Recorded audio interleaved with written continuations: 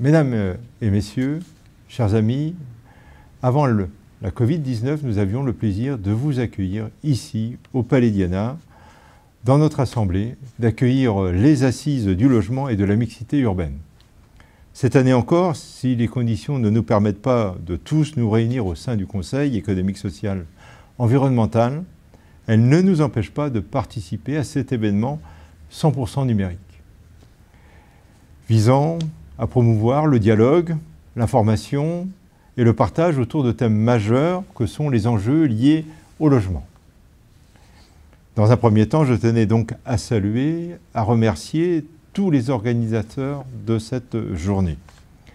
Elle sera sans nul doute très riche grâce à la participation de tous les acteurs professionnels du logement et de tous les spécialistes qui travaillent pour imaginer et bâtir les territoires de demain.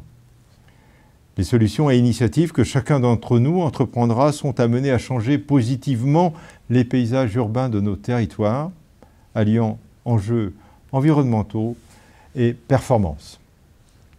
À titre personnel, je porte particulièrement à cœur cette thématique, étant moi-même issu de ce milieu et ancien président de la Fédération nationale des travaux publics. Président du CESE depuis 2015, j'ai mesuré tout au long de mon mandat les défis et les enjeux de ce secteur. J'ai en effet tenu, dès le début de cette mandature, à inscrire notre action dans deux axes stratégiques, la cohésion sociale, la favoriser, et réussir les transitions auxquelles nous sommes confrontés. Le logement est assurément un levier indispensable à cette réussite. D'autant qu'avec la crise que nous traversons, le logement a été placé au centre de notre vie quotidienne, en garant d'un avenir serein et fructueux. Qu'attendons-nous de nos logements de demain? Quel type de logement mettre en place vis-à-vis des transitions écologiques et énergétiques à poursuivre? Ce sont autant de questions qui intéressent ces nouvelles assises du logement et de la mixité urbaine et qui intéressent depuis déjà quelques années le CESE. Nous rendions à ce propos, il y a quelques années, l'avis relatif à la qualité de l'habitat, que nous avions observé comme condition environnementale du bien-être et du mieux vivre ensemble. Mu par ces problématiques dans le cadre des travaux rendus par les différentes sections composant notre Assemblée, le CESE a aussi rendu un avis sur l'urgence à agir vis-à-vis des personnes vivant dans la rue, pour leur permettre d'avoir accès à un logement décent. Le logement étant la clé d'accès justement à cette vie décente. Le CESE, en tant que carrefour de la consultation citoyenne, a organisé la Convention citoyenne pour le climat, qui a permis de mettre en exergue des propositions citoyennes et durables concernant cette thématique du logement.